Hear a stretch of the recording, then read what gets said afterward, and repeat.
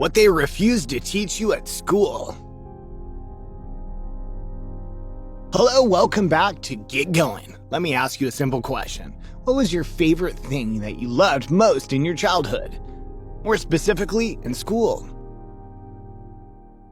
To be very honest, when I was a child, my favorite thing was removing all my toys and looking into the inner elements, and I really hated to do homework at school. But I was pushed to go with the trend, though I was unpleasant with it, and I did so. This has been the main issue of old-fashioned school systems around the world. In this video, we would discuss what they refuse to teach you at school. Stay tuned with Get Going. Not considering the use of common sense ability. According to Albert Einstein, education is what remains after one has forgotten everything we learned at school. It's a miracle that curiosity survives formal education. The old-fashioned school system has always focused on guiding the students in a particular or a standard method of education. Rather than letting the students think on their own, the schools try to make a molded student who runs behind the existing fields. A school should teach the students to think on their own, to come up with their own solutions for the allocated questions of the study.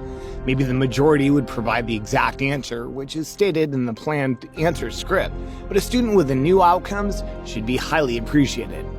Most of the time, students face the opposite of this, and using common sense has been underrated by the teachers and schools.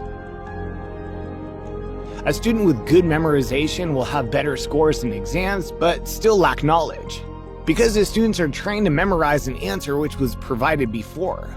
But what should happen is the school should train to think, to develop the ability of thinking. This has been explained by Elon Musk as, "I hate when people confuse education with intelligence. You can have a bachelor's degree and still be an idiot." So I want to make sure Tesla recruiting does not have anything that says requires university, because that's absurd. But there is a requirement of evidence of exceptional ability. Like, you just can't, if you're trying to do something exceptional, they must have evidence of exceptional ability. I don't consider going to college evidence of exceptional ability. Negligent of hidden talents.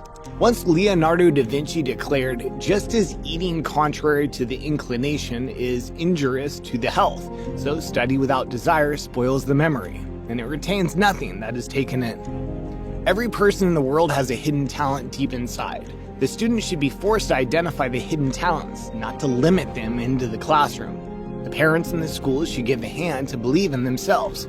According to Mark Zuckerberg, people can be really smart or have skills that are directly applicable.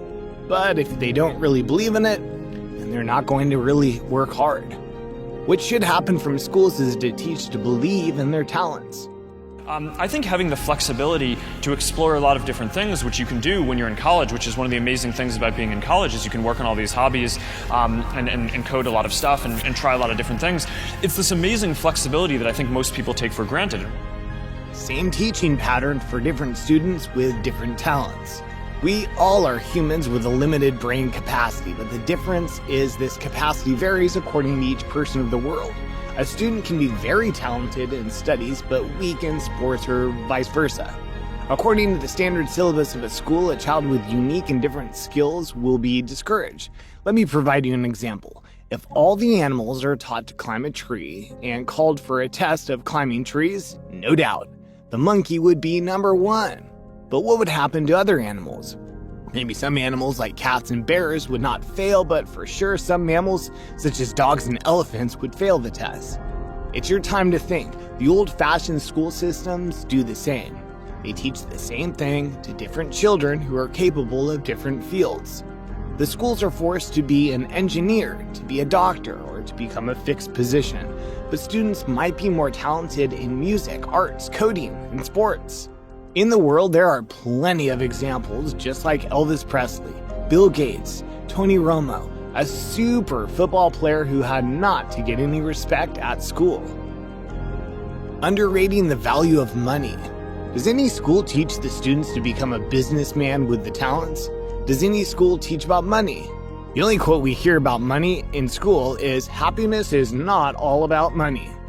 According to Robert Kiyosaki, money is not the goal. Money has no value. The value comes from the dreams money helps to achieve. Happiness is about achieving our dreams. These dreams should be afforded by money. So it's essential to know the value of money since a child. Children must learn how hard life is. In the common scenario, the poor people always have an excuse. I can't afford it. But the rich people always try to find a way to afford it.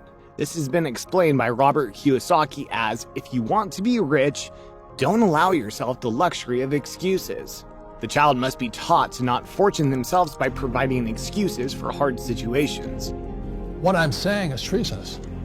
It's not that we're treasonous, but we've been lied to.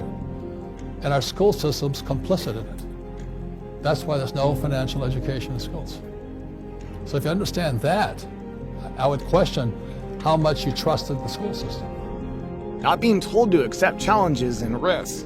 Susan Wojcicki, the CEO of YouTube, once said, life doesn't always present you with the perfect opportunity at the perfect time. Opportunities come when you least expect them, and when you're not ready for them. Rarely are opportunities presented to you in the perfect way, in a nice little box with a yellow bow on top. Opportunities, the good ones, they're messy and confusing and hard to recognize. They're risky, they challenge you.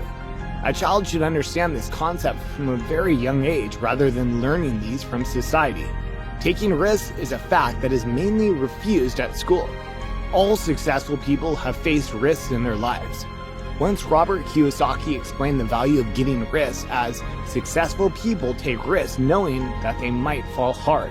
They might succeed more than they ever dreamed to. You don't get rich quick. It's harder, it takes courage, it takes time. I failed many times over here. So I recommend to you, start your own business. Start now. Practice. It takes time. You will make mistakes. But it's one of the best experiences because if you're successful and you persevere and you're determined, you will find a freedom and an abundance of wealth. Why Finland inherits the best education system. There are countries that have deviated from obsolete school systems such as Finland. Finland inherits the world's best education system. They've identified modern solutions for the modern world.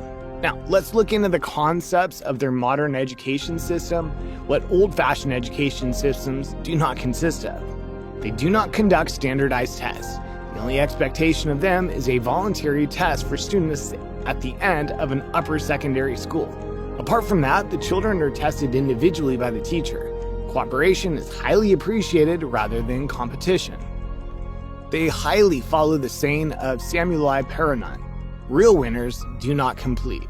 There's another wonderful technique followed by Finland schools. It would be your and my favorite. Believe me, they start school at a time between 9 a.m. and 9:45 a.m. According to the researches they have understood that starting school in the early morning would drop the students for uninspired and sleepy situations, and it would affect the health of well-being and maturation of the child.